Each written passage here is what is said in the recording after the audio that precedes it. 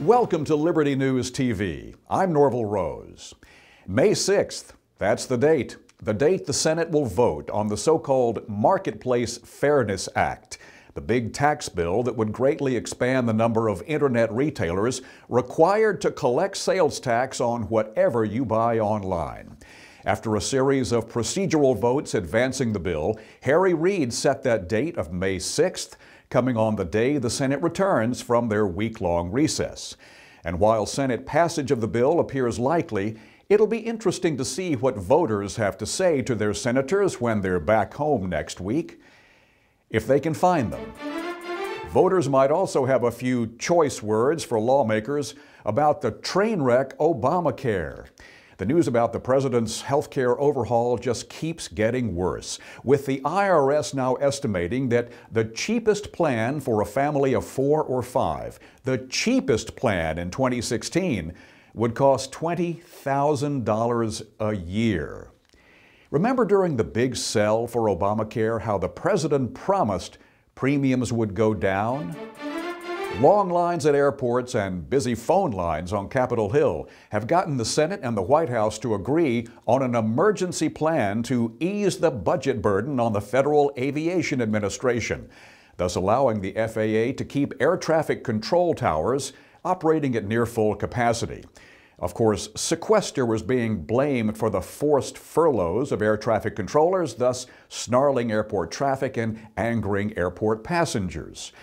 Our question is this: if the Congress does in fact have the discretionary authority to move money around to ease the burden on the FAA, why didn't the president demand this action, insist on it earlier?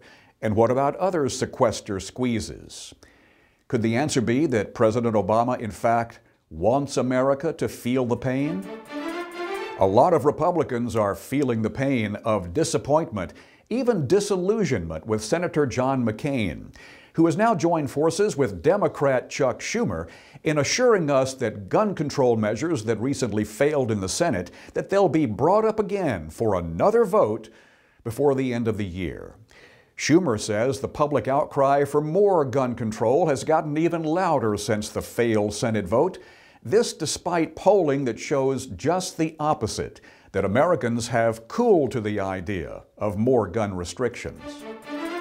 Economic news.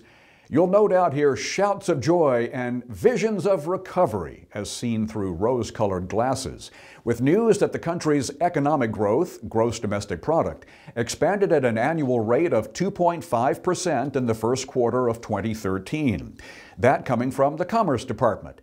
But other numbers in their new report tell a somewhat different story.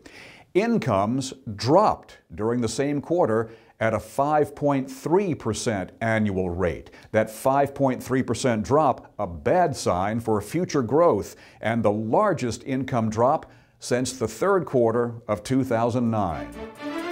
But if you do have some money to spend on sweet treats, for fans of the spongy sugar delivery system known as Twinkies, there's good news. The Hostess bakery plant that went bankrupt and shut down because of union troubles, that plant in a few months will be back online, once again producing Twinkies. But this time, workers on the production line will not be union. That's Liberty News TV for today. Please join us for details on these and other stories at LibertyNEWS.com and follow us on Twitter, where we're at Liberty Protecting It. I'm Norvell Rose. Thanks for joining us, and we look forward to seeing you right here next time.